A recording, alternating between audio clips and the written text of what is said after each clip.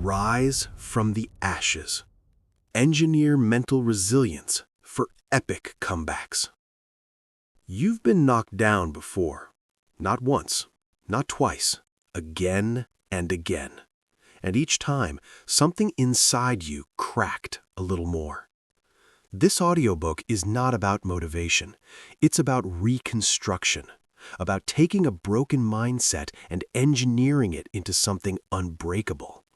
Because resilience is not a personality trait, it is a system.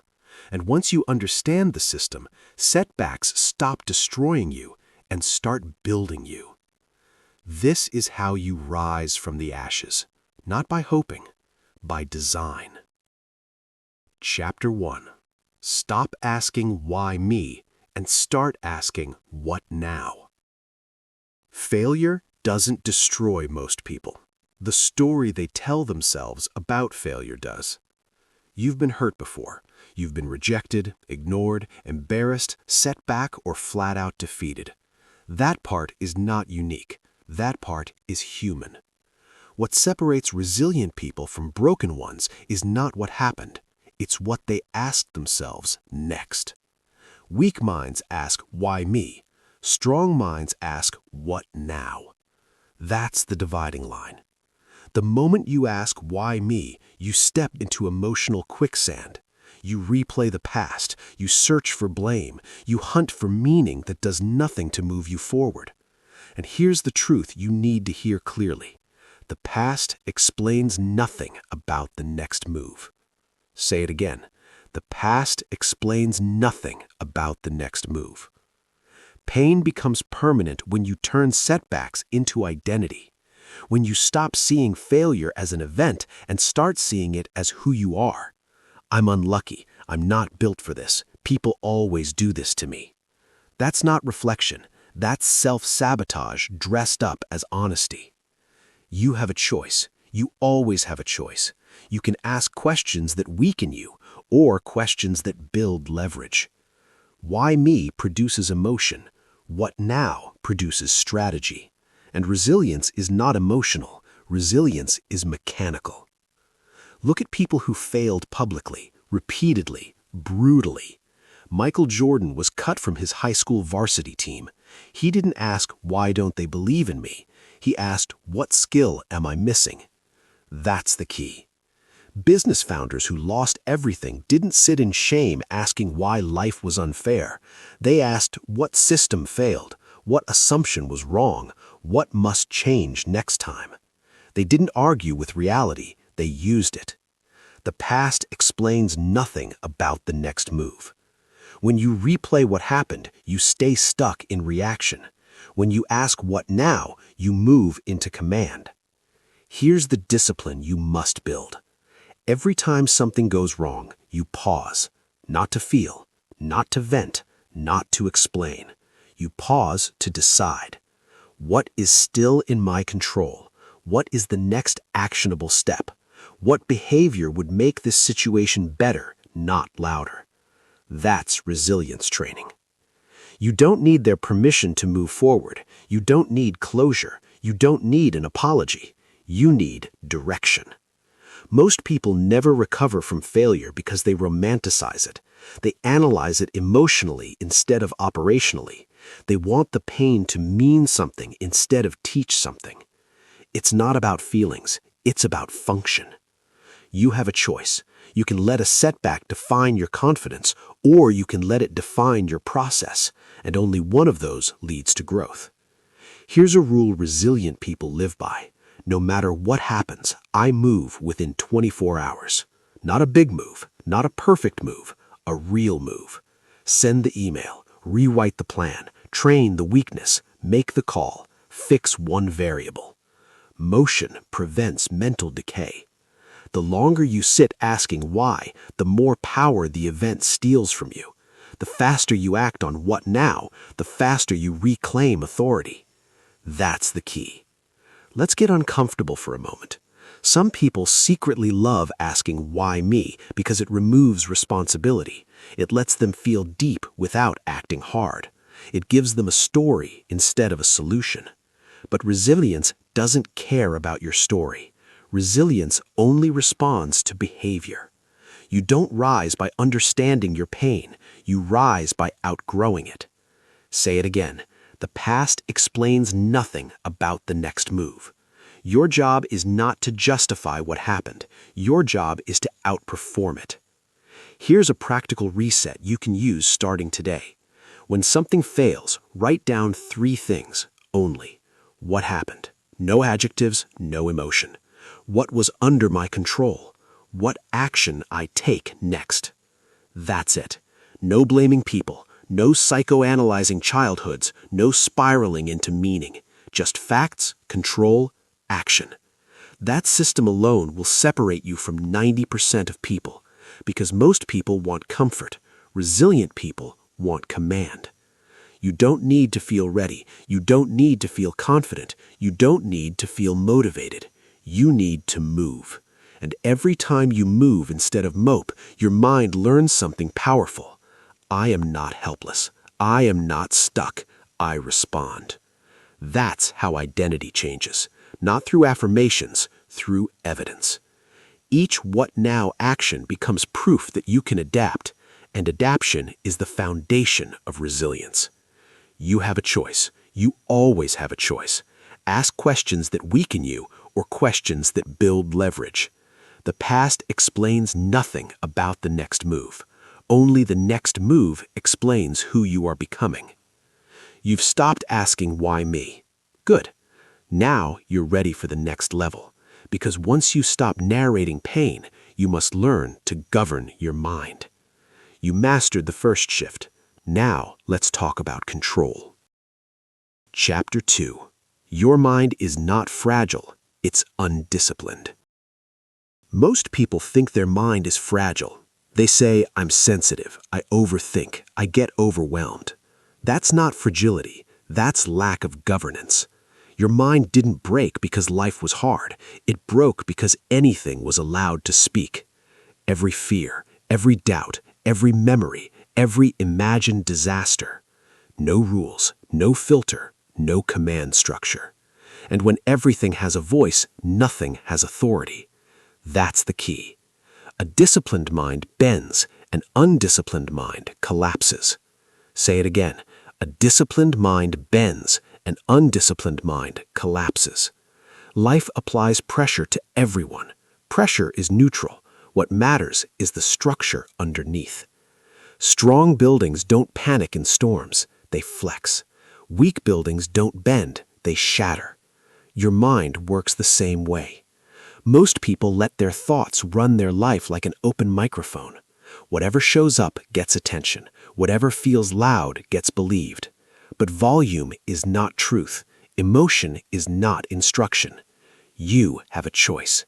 You can let your thoughts rule you, or you rule your thoughts. Mental resilience begins with one hard realization. Not every thought deserves your attention. Thoughts must earn it. Usefulness over volume. Function over feeling. That's mental governance. Resilient people don't try to stop negative thoughts. That's impossible. They decide which thoughts are allowed to stay. A thought that doesn't help action is noise. A thought that doesn't improve behavior is clutter. A thought that weakens discipline is rejected. Not debated, not analyzed, dismissed. You don't need their permission to ignore your own mind. That's uncomfortable for people who identify with their thoughts, but resilient people don't identify with thoughts. They identify with standards. Here's where most people collapse. They confuse thinking with problem solving. They think worrying is preparation. They think rumination is intelligence. It's not. It's mental chaos pretending to be depth. A disciplined mind bends. An undisciplined mind collapses. Look at high performers under pressure. Soldiers, surgeons, elite athletes, crisis leaders. They don't feel less fear. They have rules. Rules like focus on the next instruction, stick to protocol, execute the plan. Emotion doesn't disappear. It gets contained. That's the difference. Your mind doesn't need to be positive, it needs to be directed. Here's the rule resilient people live by. If a thought doesn't help me act, I don't entertain it. Not now, not ever. What if I fail again? Does that help action? No. Dismissed. What if people judge me? Does that improve execution? No. Dismissed. I don't feel ready. Does feeling ready matter? No. Dismissed. It's not about feelings, it's about discipline. You have a choice. You can treat your mind like a suggestion box or like a command center. One leaks power, the other generates it. Here's a practical system you can start using immediately. When a thought appears, ask one question only. Does this help me execute the next step? If yes, keep it. If no, cut it off. No argument, no inner debate. Mental governance is not negotiation, it's enforcement. People say, that's harsh. No, that's protective. You don't allow random people to walk into your house and rearrange furniture. Why let random thoughts rearrange your identity? A disciplined mind bends, an undisciplined mind collapses. Let's get even more direct. Most emotional exhaustion is not caused by problems, it's caused by mental commentary. The problem happens once, the commentary repeats it 1,000 times.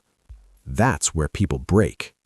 Resilient minds reduce commentary, they increase commands. Less, how do I feel about this? More, what must be done next? That's the shift. You don't need to understand every thought. You need to outgrow most of them. Here's another hard truth. Your mind will always generate worst-case scenarios. That's its job, survival wiring. But survival wiring is not leadership wiring. You are not here to survive. You are here to build. So you don't eliminate fear, you demote it. Fear gets a seat in the room, not the steering wheel. That's mental resilience. A disciplined mind bends, an undisciplined mind collapses. Every time you interrupt useless thought loops, you train authority. Every time you act without emotional permission, you build control. Every time you choose behavior over mental noise, you harden resilience. This is not about being calm, it's about being clear. Clarity beats calm. Structure beats comfort. You have a choice. You can let your mind run wild and call it sensitivity, or you train it and call it strength. Because pressure is coming either way. Life will test you again. The question is not whether thoughts will appear. The question is whether they will rule. You've learned that your mind is not fragile. Good. Now you're ready for the next truth. Because once you control your thoughts, you must learn how to use pain correctly. Pain is not the enemy. Misinterpretation is. Is this conversation helpful so far? Chapter 3. Emotional pain is data, not a verdict. Pain gets a bad reputation. People treat it like a curse, like something to escape, numb, or suppress. That's a mistake. Pain is not the enemy. Misinterpretation is. Failure hurts because it carries information. It points to something that didn't work, a weakness, a miscalculation, a blind spot. But weak minds do something dangerous. They take that information and turn it into identity. I failed becomes I am a failure. I lost becomes I'm not good enough. I messed up becomes this is just who I am. That's not learning. That's self-destruction. Emotional pain is data, not a verdict. Say it again. Emotional pain is data, not a verdict. Feel it, read it, use it, do not live in it. That's the rule. Resilient people don't avoid pain, they process it correctly. Let's look at athletes. Every elite athlete knows pain intimately. Missed shots, lost championships, public failure. But they don't sit in emotion asking what it says about them as a person. They ask what it says about their preparation. A sprinter who loses a race doesn't spiral into shame. They review footage, they adjust technique, they train the gap. Pain points to the work. Founders do the same. A business fails, money is lost, ego takes a hit. But resilient founders don't say, "I'm bad at business." They say, "The system failed. Marketing was wrong, timing was off, assumptions were flawed." They separate self-worth from outcome. That's the key. Creators understand this deeply. A video flops, an audience doesn't respond, criticism shows up fast and loud. Weak creators take it personally. Strong creators take it professionally. They study retention, they test hooks, they refine delivery. Same pain, different interpretation. You have a choice. You can let pain define you or let it direct you. But here's the danger. If you avoid pain, you avoid feedback. If you drown in pain, you lose momentum. Resilience lives in the middle. Feel it, read it, use it. Do not live in it. Most people skip the read it part. They feel pain and immediately react emotionally. They either suppress it or dramatize it. Neither leads to growth. Reading pain means asking the right questions. What specifically failed? What did this expose? What must change next time? No adjectives, no self-attack, just information. You don't need their permission to learn from failure. You don't need validation to extract value from loss. Pain doesn't care about your feelings. It responds to analysis. Here's a powerful mental reset. When something hurts, say this internally. This is information, not punishment, not humiliation. Information. That shift alone changes everything. Because once pain becomes data, it loses its power to paralyze. A disciplined mind bends, an undisciplined mind collapses. Pain bends disciplined minds, it collapses undisciplined ones. Weak minds sit in pain and replay it. Strong minds move through pain and harvest it. That's why resilient people grow faster. They don't waste suffering. Let's talk about emotional timing. Pain is meant to be temporary. Analysis is meant to be brief. Action is meant to be immediate. Most people invert this. They feel pain briefly. They analyze endlessly. They delay action. Resilient people do the opposite. They feel fully, but briefly. They analyze sharply, but quickly. They act decisively. That's the rhythm. Feel it. Read it. Use it. Do not live in it. Living in pain creates identity. Using pain creates leverage. Here's a simple discipline you must adopt. Set a time limit on emotional processing. 1 hour, 1 evening, 1 day, max. After that, pain expires. What remains is work. Not because you're heartless, because you're building something stronger. You have a choice. Stay emotionally loyal to your wounds or become strategically loyal to your future. One keeps you stuck. The other makes you dangerous, in a good way. Pain does not mean stop. Pain means adjust. It's not about suffering more. It's about suffering better.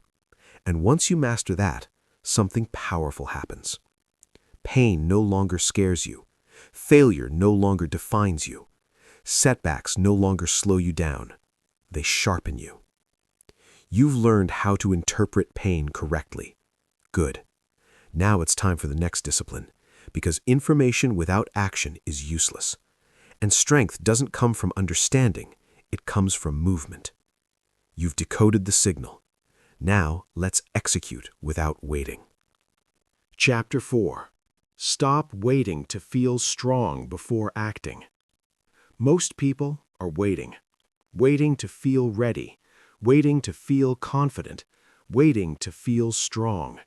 That wait is why they stay stuck. Strength is not the prerequisite. Action is. Say it clearly. Strength is not the prerequisite. Action is. The belief that you must feel strong before you move is a lie that feels responsible. It sounds mature. It sounds careful. It's none of those things. It's hesitation wearing a mask. Hesitation doesn't protect you. It trains weakness. Every time you wait for confidence, your brain learns something dangerous. I don't act unless I feel safe. And life does not reward that rule. Resilient people understand a simple truth. Action creates strength, not the other way around. Move first, confidence follows. Say it again. Move first, confidence follows. Look at anyone who is strong today, physically, mentally, professionally. They didn't start that way. They acted while unsure. They moved while afraid. They showed up before they believed. Athletes don't feel strong before training. They train to become strong. Leaders don't feel confident before responsibility. They accept responsibility and grow into confidence. You have a choice. You can wait until fear disappears, or you can act and force fear to adapt. Only one builds resilience. Here's the myth you must destroy. I'll start when I feel ready.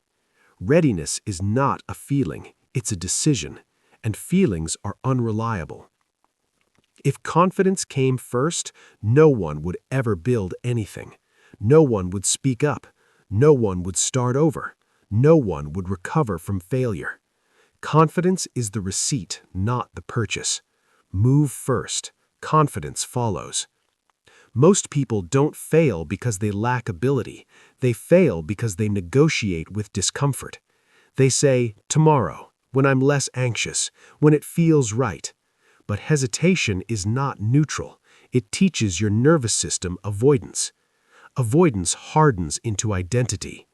I'm just not that type of person. No, you trained yourself that way.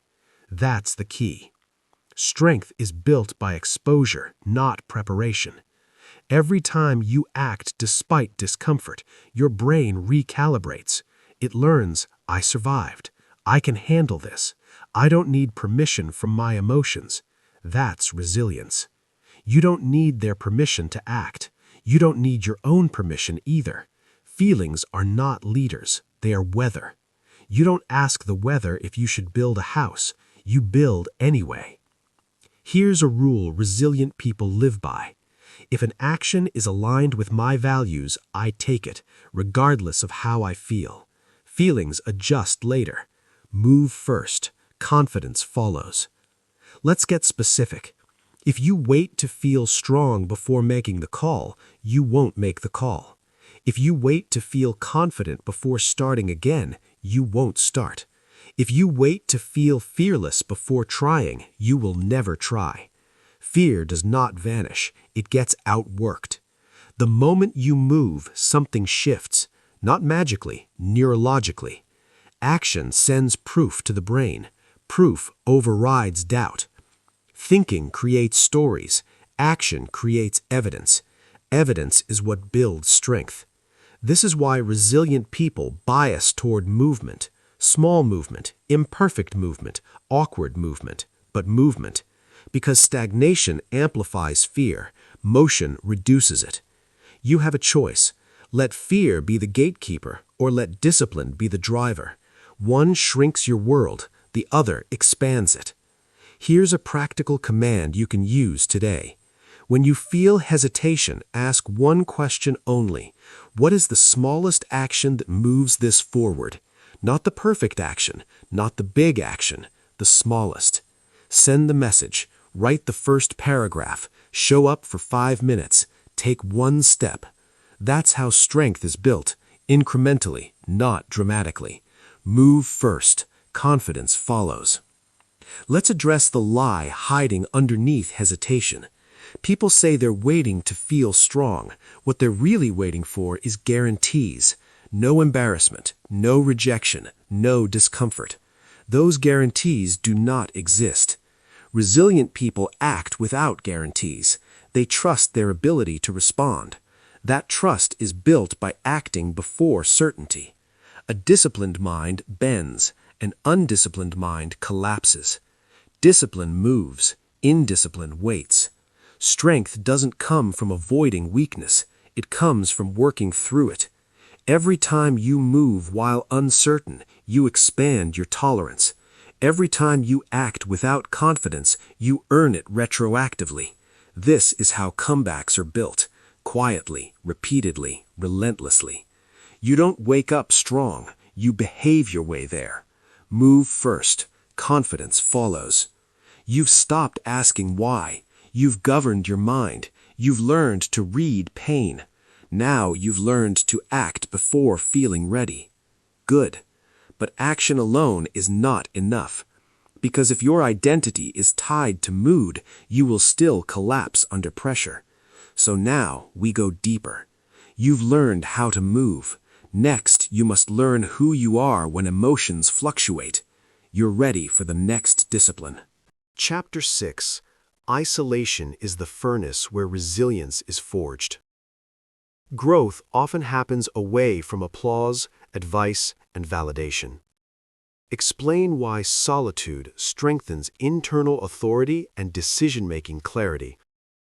Core repetition. Silence sharpens. Noise weakens. Chapter 5.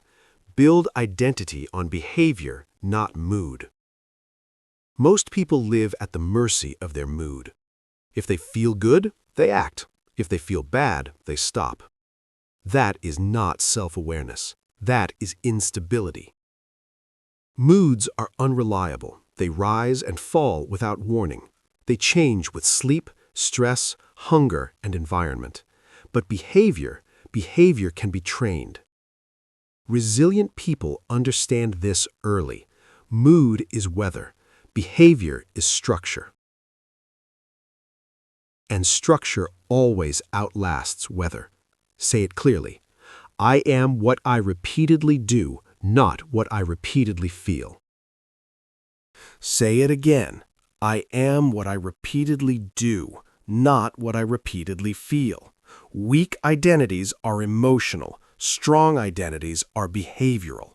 When someone says, I'm just not motivated, what they're really saying is, my identity depends on how I feel today. That identity collapses under pressure. Resilient people don't ask, how do I feel today? They ask, what do I do today? That's the key. Behavior is measurable, repeatable, trackable. Mood is none of those things. You have a choice. You can let your emotions define who you are, or you can let your actions define you. One makes you fragile, the other makes you resilient. Look at people who are consistent under stress. They don't feel better than you. They behave differently. They show up tired. They act despite frustration. They execute without emotional permission. Not because they're special, because they've separated identity from feeling. You don't need their permission to act consistently. You don't need your mood's permission either. Here's where most people sabotage themselves.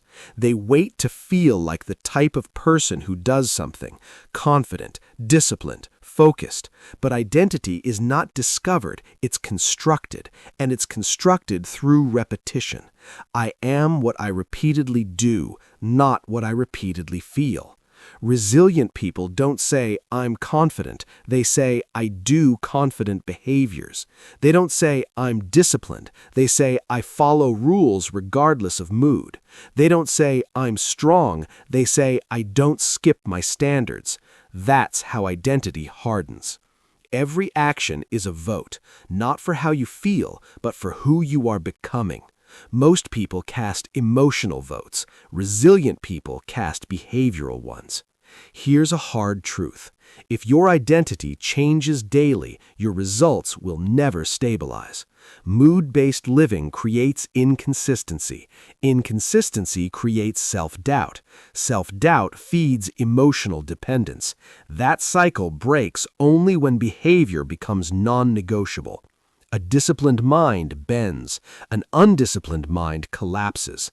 Discipline lives in behavior, not emotion. Let's get practical. Resilient people build identity around non-negotiable actions, not goals, not intentions, actions. I train 4 times a week. I write every morning. I speak honestly even when it's uncomfortable. I finish what I start.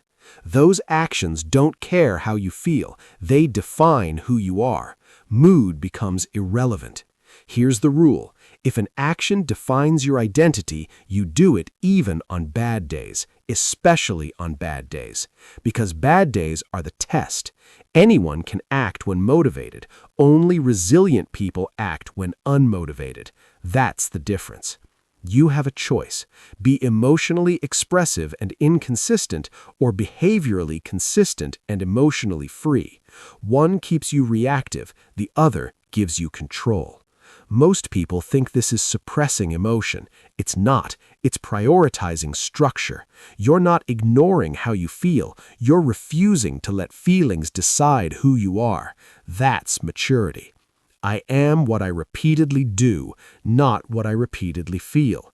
When you anchor identity to behavior, something powerful happens. You stop overanalyzing yourself. You stop questioning your worth. You stop needing constant reassurance because your actions speak for you. Confidence becomes a side effect, not a requirement. Let's expose another lie. People say, I need to feel aligned. No, you need to be aligned with standards. Alignment comes from behavior matching values, not emotions matching expectations. Resilient people feel fear and act, feel doubt and execute, feel resistance and continue. That's why they trust themselves. Self-trust is built through follow-through, not through feeling good. Every time you keep a promise to yourself, especially when it's hard, you reinforce identity. I do what I say I'll do. That sentence alone creates mental resilience. You don't need motivation when you have self-trust. You have a choice. Keep rebuilding identity every morning based on mood, or lock it in through daily behavior. One exhausts you, the other stabilizes you. Here's a discipline you must adopt. Choose 3 behaviors that define who you are. Only 3. Not outcomes, not goals, behaviors. Then execute them regardless of mood. When you do that long enough, identity becomes unshakable because it's earned, not imagined. I am what I repeatedly do, not what I repeatedly feel. You've learned to act before confidence. You've learned to anchor identity to behavior. Good. Now comes the next test, because once your identity is stable, you will face a new challenge: silence. No validation, no applause, no feedback. That's where most people collapse. So now we go there. You've built internal structure. Next, you must learn how to survive without external noise. Chapter 7. Your environment is either training you or draining you. Most people think change is internal, mindset, willpower, motivation. That belief sounds empowering, but it hides a dangerous truth. Your environment is already shaping you, every day, quietly, relentlessly. You don't rise to goals, you fall to environments. Say it again. You don't rise to goals, you fall to environments. Look at your surroundings and you will understand your behavior. Look at your behavior and you will understand your results. People underestimate how much influence their environment has because it feels passive. Walls don't talk, rooms don't argue, screens don't shout orders, but they don't need to. They train you through repetition. What you see, what you hear, what is easy, what is hard, all of it is conditioning you. You have a choice. You can design an environment that pulls discipline out of you, or stay in one that quietly drains you while you blame yourself. Most people blame willpower when the real problem is friction. If bad habits are easy and good habits are hard, discipline will always lose. That's the key. Resilient people do not rely on motivation. They rely on design. They remove friction from the behaviors they want. They add friction to the behaviors they don't. Weak environments create weak defaults. Strong environments create strong behavior without effort. You don't need their permission to change your environment. You don't need anyone to approve it either. Let's make this real. If your phone is always within reach, distraction is being trained. If junk food is visible, impulse is being rehearsed. If noise is constant, shallow thinking becomes normal. That's not a character flaw, that's exposure. You don't rise to goals, you fall to environments. Athletes understand this instinctively. They train in spaces designed for focus. They remove temptations during competition cycles. They control sleep, nutrition, and stimuli. Not because they're extreme, because they're serious. Founders do the same. They work in environments that reduce interruption. They structure days to protect deep work. They cut access to things that drain decision-making. Creators do this too. They limit feedback during creation. They control what they consume before they produce. They curate inputs because inputs become outputs. Same principle, different arenas. Your environment is either training you or draining you. There is no neutral. Here's the mistake most people make. They try to fight a bad environment with discipline. That works short-term, it fails long-term. Discipline is a muscle, environment is gravity. Gravity always wins eventually. So, resilient people flip the strategy. They stop asking, how do I try harder? They start asking, how do I make this easier? Easier to do the right thing, harder to do the wrong thing. That's environmental control. You have a choice. Keep fighting yourself every day or redesign the battlefield. Here are practical examples you can use immediately. If you want to focus, remove visual clutter. Clutter creates mental noise. If you want to read more, place the book where your phone used to be. If you want to train consistently, prepare your gear the night before. If you want to stop scrolling, log out, delete apps, add steps. Small changes, massive impact. Because behavior follows the path of least resistance. You don't rise to goals, you fall to environments. Let's talk about weak triggers. Weak triggers are things that pull you into behaviors you later regret. They seem harmless, they are not. A certain app, a certain conversation, a certain place, a certain time of day. Resilient people don't argue with triggers, they remove them. They don't say, I'll just be stronger. They say, why am I making this harder than it needs to be? That's intelligence. Mental friction works both ways. If distraction is one tap away and focus requires effort, distraction will win. If bad habits are automatic and good habits require planning, bad habits will dominate. So you reverse it. Make focus automatic, make distraction inconvenient. That is not weakness, that is strategy. You don't need to prove strength by suffering, you prove strength by engineering consistency. You have a choice. Let your environment decide your future by default, or take control of it deliberately. One keeps you reactive, the other makes progress inevitable. Here's another hard truth. People often say, I just need more discipline. What they really need is less temptation, less noise, less access, less unnecessary input. Resilient people guard their attention like currency, because it is. Your beliefs are shaped by what you repeatedly see and hear. Your standards are shaped by what you tolerate. Your expectations are shaped by what feels normal around you. Change the environment and belief follows. That's why changing environments often changes lives faster than therapy or motivation. New rules, new defaults, new identity cues. You don't rise to goals, you fall to environments. Ask yourself honestly, does your current environment make discipline easier or harder? Does it support focus or fragment it? Does it reinforce who you want to become or who you've been? Be honest, no emotion, just data. Then act. Remove one draining element today. Add one supportive structure today. One. Because environments compound. And once your environment supports you, resilience becomes less about effort and more about momentum. You've learned how to act before confidence. You've anchored identity to behavior. You've designed surroundings that support strength. Good.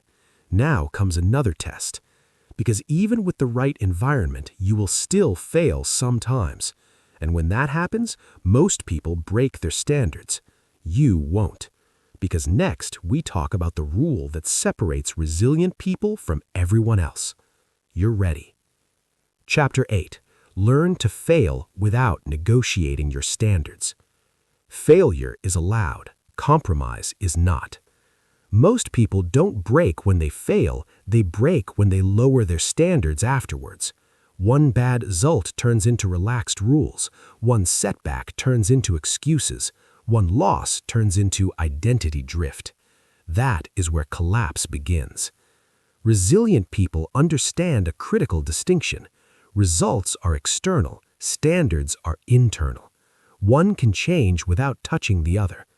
Say it clearly, I can lose the round without losing the code. Say it again, I can lose the round without losing the code. Life will hand you losses, missed goals, rejections, delays. That part is guaranteed. What is not guaranteed is how you respond internally. Weak minds see failure and negotiate discipline. They train less, focus less, care less. They say things like, "What's the point?" or "I'll reset later." That reset rarely comes. Resilient people do the opposite. They tighten standards when results are bad, not emotionally, deliberately. That's the key. Failure is feedback. It is not permission to lower the bar. You have a choice. You can let outcomes dictate your standards, or you can let standards outlast outcomes. One creates inconsistency. The other creates inevitability. Look at elite athletes. They lose games, they lose championships, but they don't stop training correctly because the scoreboard didn't go their way. They don't skip fundamentals. They don't abandon form. They protect the process. Because they know results fluctuate, standards must not. Founders do the same. A product fails, a launch flops, revenue dips. Resilient founders do not abandon ethical rules, work cadence, or quality thresholds. They change strategy, not standards. Creators understand this too. A post performs poorly, a video underdelivers, engagement drops. Weak creators chase trends and abandon their craft. Strong creators improve execution while protecting their creative code. Same principle, different arena. I can lose the round without losing the code.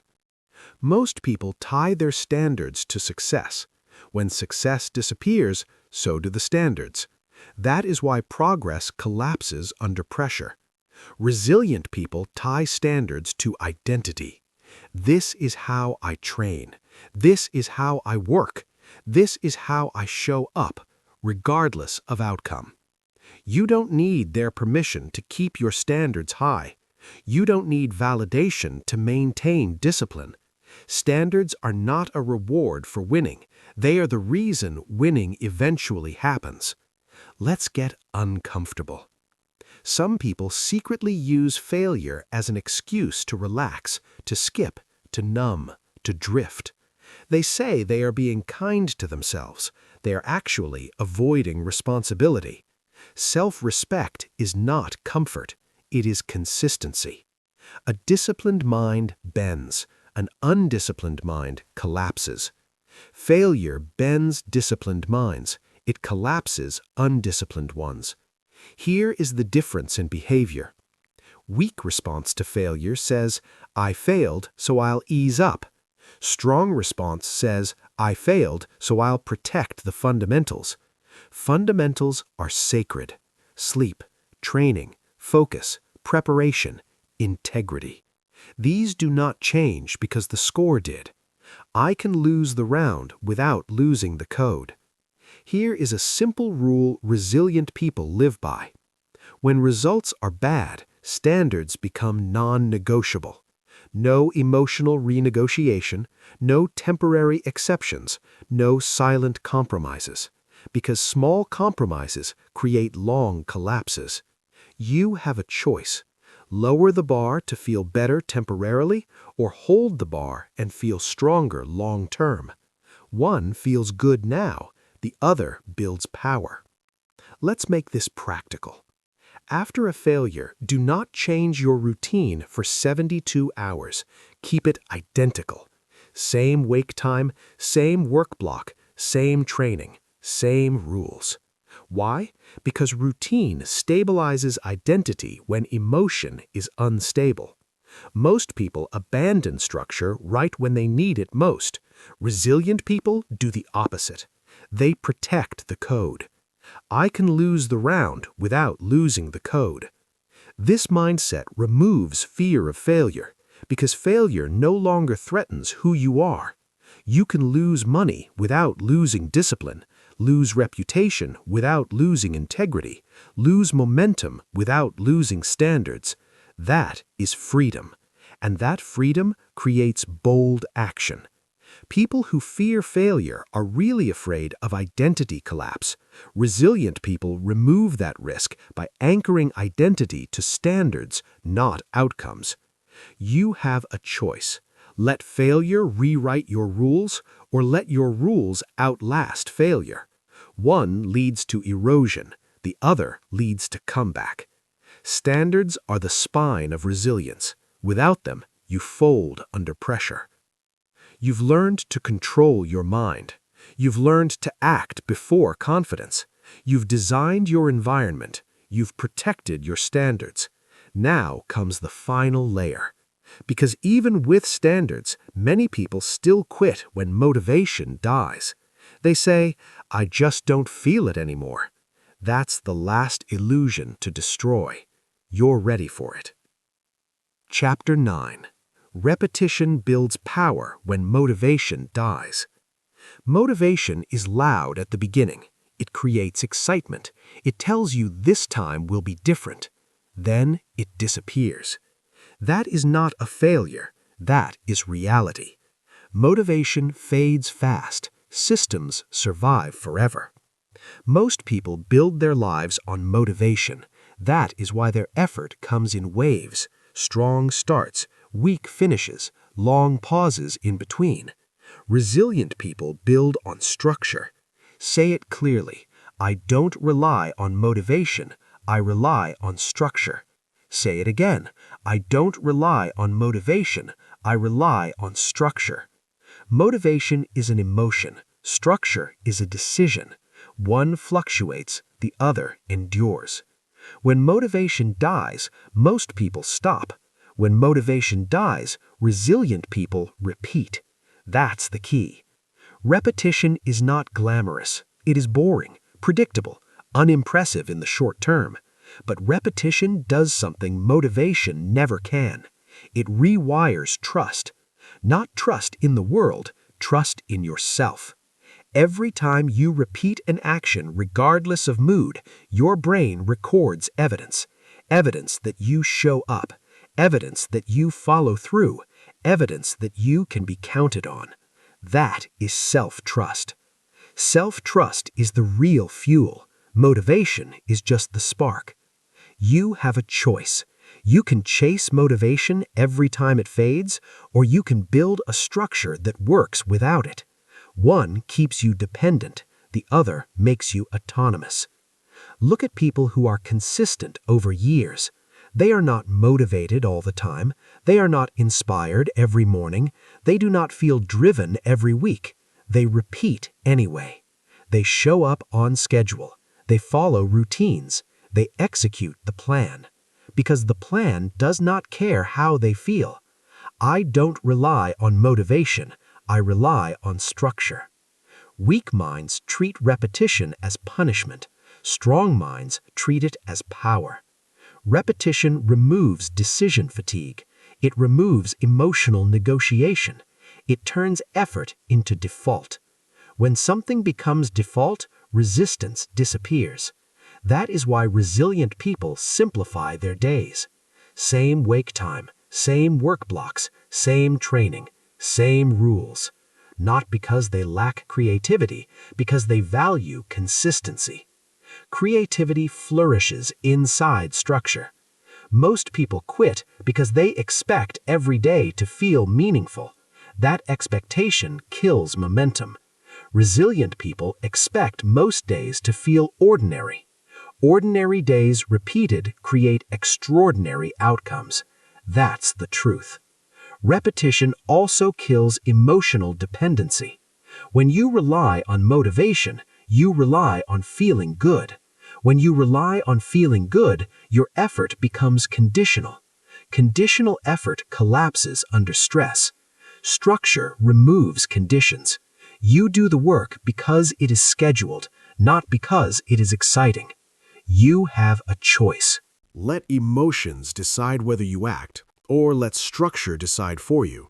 One creates instability, the other creates reliability. Here is a hard truth. Motivation makes you start, repetition makes you finish. Finishing is where identity changes. Every repeated action reinforces the message, "This is who I am," not because you said it, because you lived it. I don't rely on motivation, I rely on structure. Repetition also shrinks fear. The first time is terrifying, the 10th time is uncomfortable, the 100th time is normal. Fear cannot survive repetition.